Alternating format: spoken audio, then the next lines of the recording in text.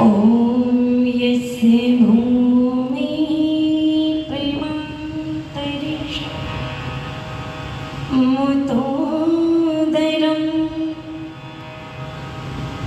दिवं यशक्रे मूर्धानं तस्मै ज्येष्ठाय ब्रह्मणे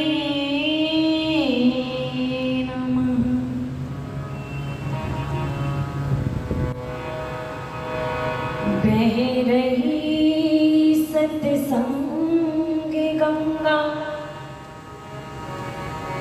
तो नहाता क्यों नहीं। भाग्य तेरा सो रहा इसको जगाता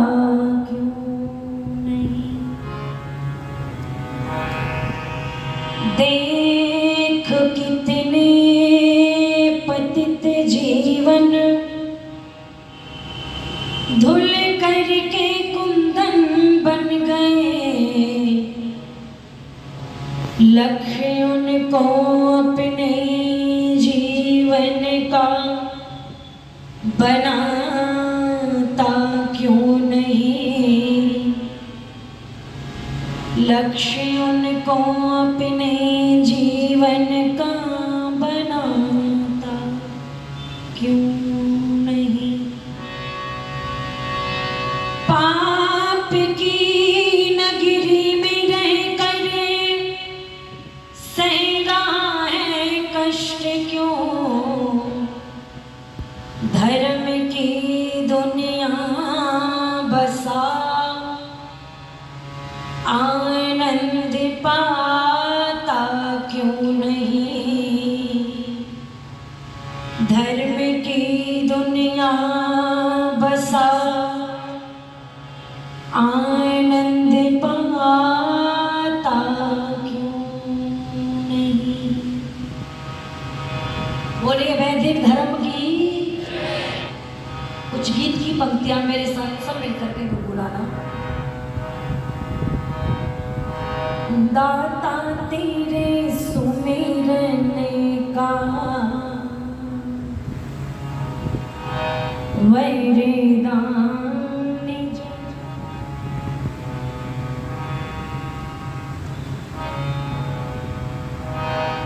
दाता तेरे सुमिरने का दाता तेरे सुमिरने का वरदान जो भी ले जाए।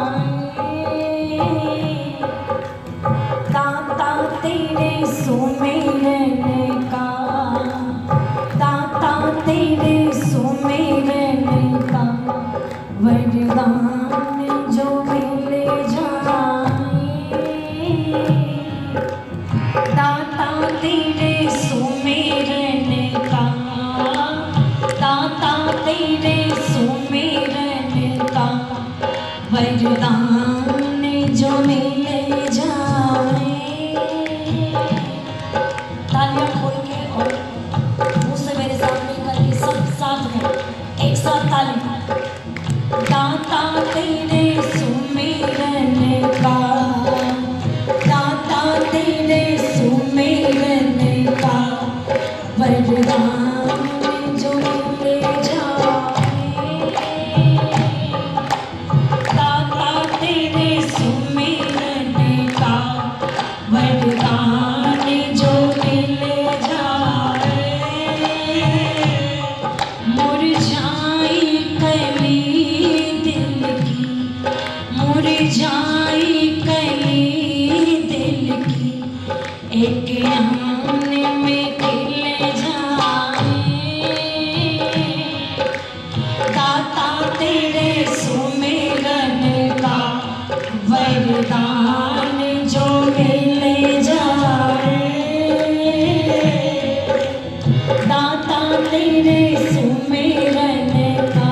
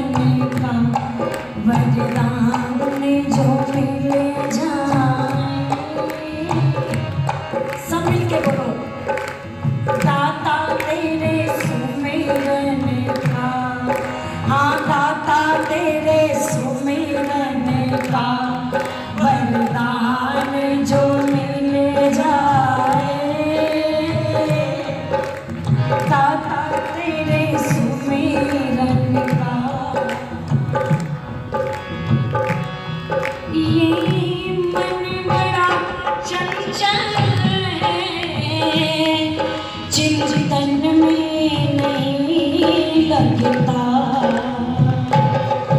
ये मन बड़ा चंचल है, चिंतन में नहीं लगता। जितना इसे समझाऊं, जितना इसे समझाऊं, उतना ही मन चले जाए। दाता तेरे सुमिरन का वरदान जो मिले जाए। दाता तेरे सुमिरन का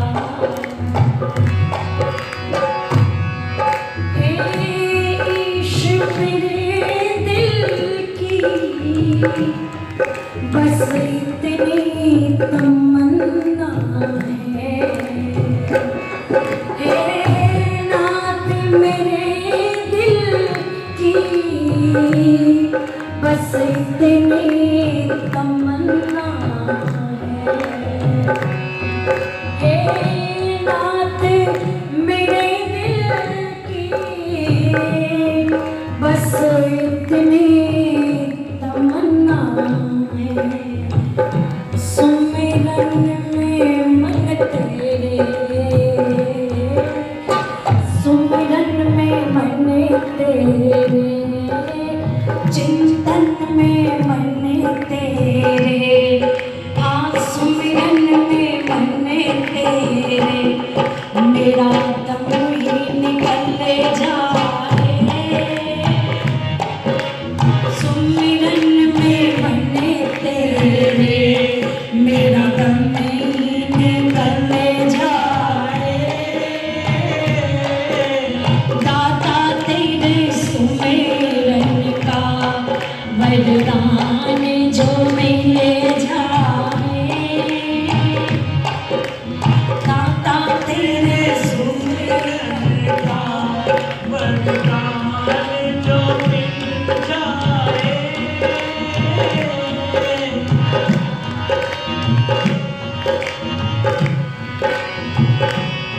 श्री राम कृष्ण जैसे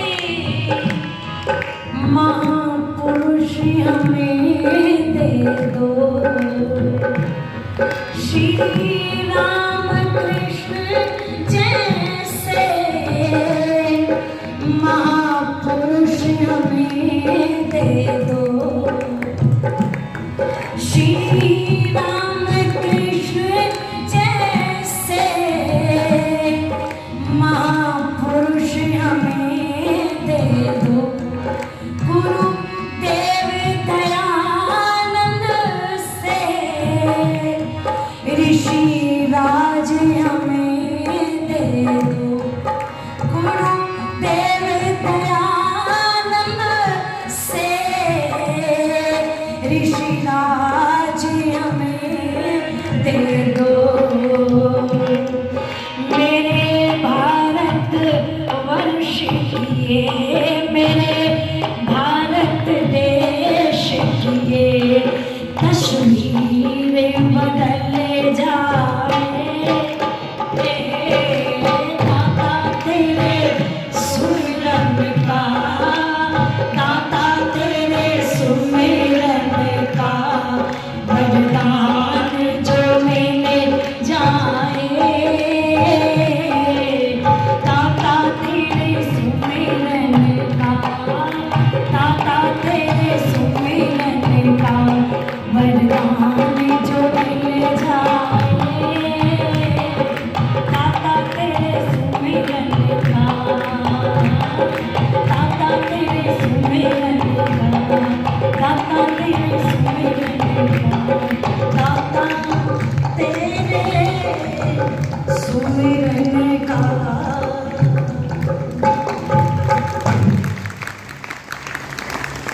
बोलिए वैदिक धर्म की जय।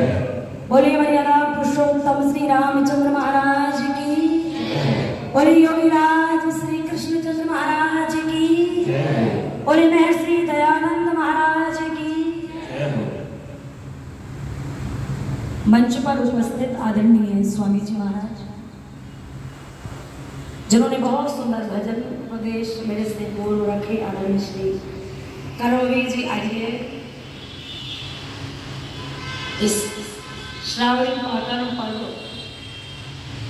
कल नागौर गेट आर्य समाज में जिनके बहुत सुंदर प्रवचन चल रहे हैं, आर्य जगत की मूर्धन विद्वान व्याकरण आचार्य आचार्य श्री शमी जी, आदरणीय भाई मनोज आर्य जी, इस आर्य समाज के यशस्वी मंत्री आदरणीय नरेंद्र जी, प्रधान जी, कोषाध्यक्ष, कार्यकारिणी के सभी सदस्य आदरणीय श्री दलवीर आर्य जी, जिनके नाम से मैं परिचित नहीं, यहाँ बैठे हुए सभी धर्मनिष्ठ बंधु, पूजनीय वंदनीय मातृशक्ति,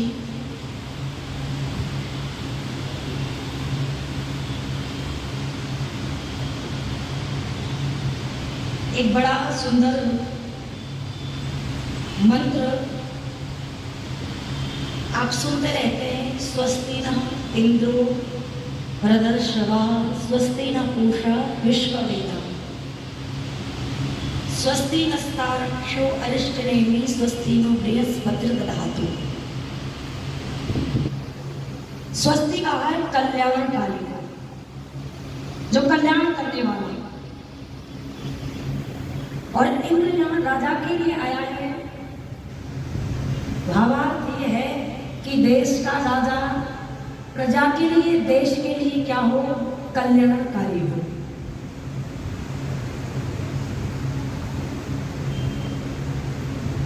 स्वस्ति न पूषा विश्ववेदा, देश का व्यापारी जो वर्ग है वो कल्याणकारी हो, देश देशांतरों में घूमने वाला हो। अरिष्ट नहीं, कर्मचारी वर्ग भी कल्याणकारी हो, और अंत में सबसे बड़ा ब्राह्मण वो कल्याणकारी हो देश के लिए। ये चार महत्वपूर्ण बातें इस मंत्र में आई हैं। आइए थोड़ी सी चर्चा, राजा कैसा होना चाहिए, राजा के मन में, मस्तिष्क में देश प्रजा के लिए क्या नीतियां होनी चाहिए। सूर्यदेव त्रिपाठी एक बहुत बड़े लेखक हुए हैं हिंदी साहित्य के। स्वामी जी बहुत सुंदर चर्चा कर रहे थे, ऐ वतन के नौजवान जा रहा है तू कहाँ, याद कर वो दास्ता जिसको गाता है जहां। मोहम्मद गौरी की थोड़ी सी चर्चा जो कर रहे थे, पृथ्वीराज चौहान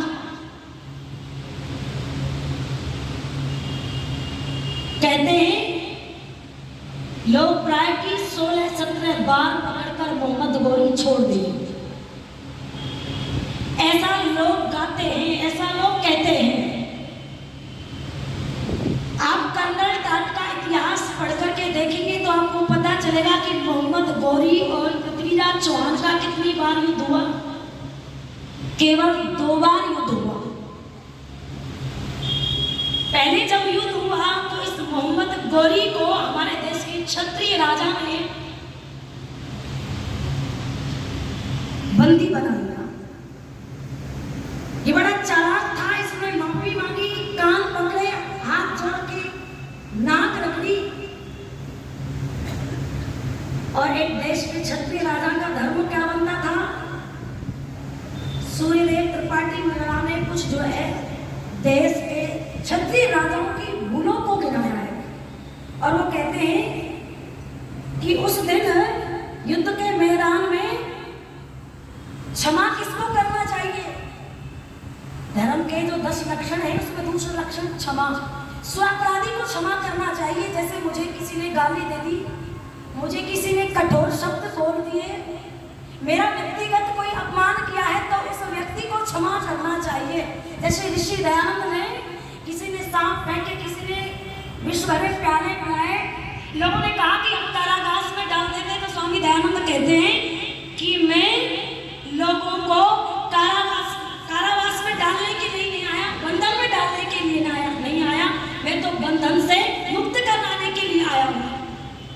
छोड़ दिया। जगन्नाथ को भी कंबल और रुपया देकर के नेपाल के लिए भेज दिया। ये स्व अपराधी को क्षमा कर देना, किंतु कोई दुष्ट प्रवृत्ति का व्यक्ति, कोई अपराधी व्यक्ति यदि हमारे देश में आकर के गलत दृष्टि से इस देश की संपदा को लूटता है, इस देश की बहन बेटी की इज्जत के साथ खिलवाड़ करता है, यहाँ पर क्रूर दृष्टि रखता है, धरती को हड़पना चाहता है, तो राजा का कर्तव्य बनता है कि तत्काल युद्ध भूमि में जो है उसको मौत की घाट उतार देना चाहिए। उस समय देश के राजा ने बहुत बड़ी क्षत्रिय राजा जिसको कहा जाता है पृथ्वीराज चौहान, उसने बहुत बड़ी भूल की और वो ये की कि एक हाथ आए हुए दुश्मन को उसने क्षमा याचना जब मांगी तो उसे छोड़ दिया। इतिहास के पन्नों में ये राजा की बहुत बड़ी भूल आगे चल के ये मोहम्मद गौरी जो है जब दूसरी बार पृथ्वीराज चौहान के ऊपर आक्रमण करता है तो योजनाबद्ध तरीके से इसने अफगानिस्तान से एक जासूस को भारत में भेजा। उसका नाम क्या था बहनों बेटियों? जिसकी दरगाह बनी हुई है अजमेर में, जिसे क्या कहते हैं, मोइनुद्दीन चिश्ती। वो कितना शरीफ था और इस देश का विचित्र प्रोटोकॉल है कि उस शरीफ पर जाकर के प्रधानमंत्री को भी चादर चढ़ानी ही चढ़ानी है। ये दुर्भाग्य इस देश का है। मोहम्मद गौरी ने इस मोइनुद्दीन चिश्ती नाम के व्यक्ति को जासूस बना करके भारत भेजा। उस समय पृथ्वीराज चौहान और जयचंद का वह मनुष्य था, इसने राजा की सारी गुप्त सूचनाओं को मोहम्मद गौरी के पास पहुंचाने का कार्य किया। ठीक समय को देख करके जब इस मोहम्मद गौरी ने पृथ्वीराज चौहान के ऊपर आक्रमण किया तो दूसरे युद्ध में योजनाबद्ध तरीके से जब युद्ध उसने लड़ा तो पृथ्वीराज चौहान को बंदी बना लिया। उस समय पृथ्वीराज चौहान कहता है कि मैंने भी छोड़ा था तुझे, मुझे छोड़ दे। तो वो ये कहता है कि ये तुम्हारी युद्ध नीति कहती होगी कि हाथ आए हुए दुश्मन को छोड़ देना चाहिए, किंतु हमारी युद्ध नीति ये नहीं कहती। कहते हैं तत्काल उसी समय लोहे के दो गर्म सरिये कराए और पृथ्वीराज चौहान की आंखों में घुसेड़ दिए गए। तत्काल वही उसी समय पृथ्वीराज चौहान को मौत की घाट मोहम्मद गौरी ने उतार दिया। आज जाकर के देखना, कभी आप नेट पर सर्च करके देखना गूगल पर, पृथ्वीराज चौहान की जो समाधि उन लोगों ने बनाई हुई है, कहते हैं वहां एक बहुत बड़ा जूता रखा हुआ है। वो इधर से उधर से निकलते हैं तो 6-7 जूता जो है हमारे क्षत्रिय राजा की कब्र पर, समाधि पर वो लोग देकर के निकलते हैं। और ये जो मोइनुद्दीन चिश्ती जो क्या बन के आया था, जासूस बन करके आया था, आप इतिहास के पन्नों को पढ़ करके देखना। जब पृथ्वीराज चौहान की मृत्यु कर दी गई युद्ध के मैदान में, उस समय इस मोइनुद्दीन चिश्ती नाम के जासूस ने 1 नहीं, 2 नहीं, 1 लाख नहीं, 2 लाख नहीं, 50 लाख नहीं, इतिहास साक्षी है कि 90 लाख हिंदुओं को तलवार की धार पर मुसलमान बनाया। कितनों को? 90 लाख हिंदुओं का धर्म परिवर्तन कराया। जो पृथ्वीराज चौहान की धर्मपत्नी थी, संयोगिता कहते हैं, उसको निर्वस्त्र करके मोहम्मद गौरी की सेना में सामूहिक बलात्कार के लिए फेंक दिया। अच्छा बताओ, वो लोग अपने धर्म के प्रति ज्यादा ईमानदार है या हम हैं?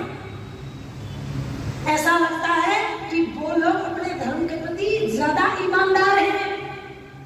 आज अजमेर के अंदर जब उनका मेला भरता है उस मोइनुद्दीन चिश्ती का, तो ये हिंदुओं के लिए डूब कर मर जाने की बात है कि उस मजार पर जो है, उस शरीफ पर जो है चद्दर चढ़ाने वाले 40% कौन होते हैं?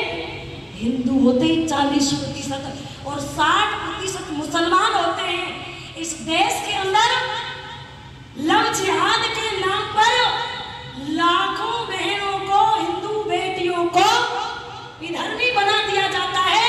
सूट केस में टुकड़े टुकड़े करके बेटियों की बोलो लाश मिलती कि नहीं मिलती? इनका जो एजेंडा चल रहा है ना, हिंदू तो वो है, आलू कहते हैं इसे कि किसी भी सब्जी में बना लो, जो जागा हुआ हो उसे, जो सोया हुआ हो उसे तो जगाया जा सकता है, पर जो करवटें बदल रहा हो क्यों? जो सोया हुआ है उसे तो जगा सकते हैं, किंतु जो करवटें बदल रहा हो, जो पहले से जगा हुआ हो, उसे जगाया जा सकता है क्या?